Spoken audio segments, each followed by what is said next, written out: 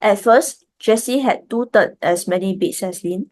After Jessie bought 84 more beads and Lynn lost 25 beads, Jessie now has 4/5 as many beads as Lynn. Find the number of beads Jessie had at first. So we have at first, we have change, and we have in the end.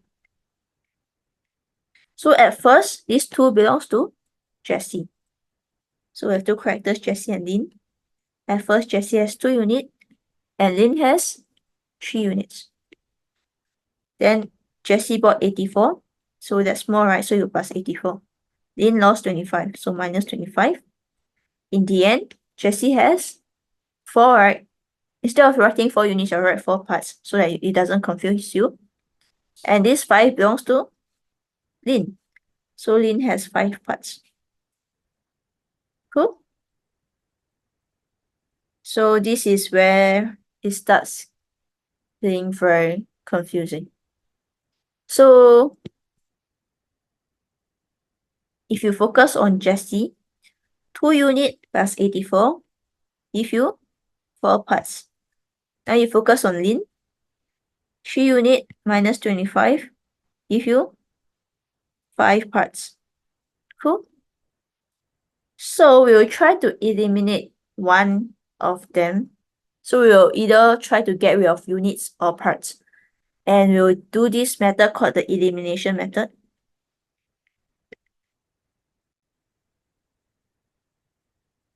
So what you do is that you either make the units in the first scenario and second scenario the same, or you make the parts in the first scenario and second scenario the same.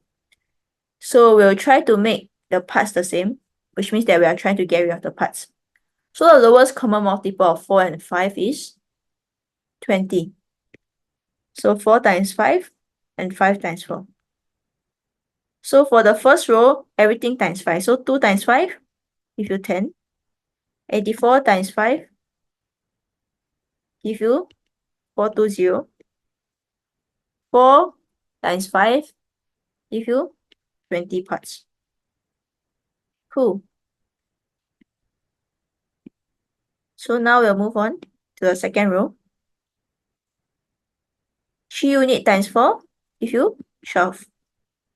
25 times 4 give you 100. But remember this is minus, so minus 100. 5 times 4 give you 20 parts. Okay, cool. So now if you look at it, we have two equations, right? 10 units plus 420 is equals to 20 parts. And this 20 part is also equals to 12 units minus 100. So this is equals to this is equals to this, which also means this is just equals to this, right? So 10 units plus 420 is equals to 12 units plus 100. So whenever we have an equation like this, we'll try to move all the units to one side and all the constant or like all the whole number to the other side. So if there's no sign, it just means it's plus. So if you want to shift this 10 over, this 10 unit over, since this is plus, if you want to shift it over, it has to be minus, right? So 420 is equals to 12 units minus 100 minus 10 units. So if I simplify this, 12 minus 10 should give you 2 units.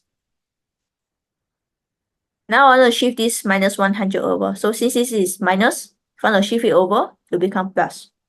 So 420 plus 100 is equals to 2 units, which means 2 units is just 420 plus 100 is 520. Cool? Okay. So now 1 unit is just 520 divided by 2, which is 260. Now what does the question want? The question wants to find the number of beads Jessie has at first. So let's look at Jessie. Jessie at first, 2 units, which means you just have to find out what 2 unit represents, which we actually did find out. So you can do another step. So 2 units is just 260 times 2. Or you actually don't even need to do this step because we already found it here. So answer will just be 520. bits.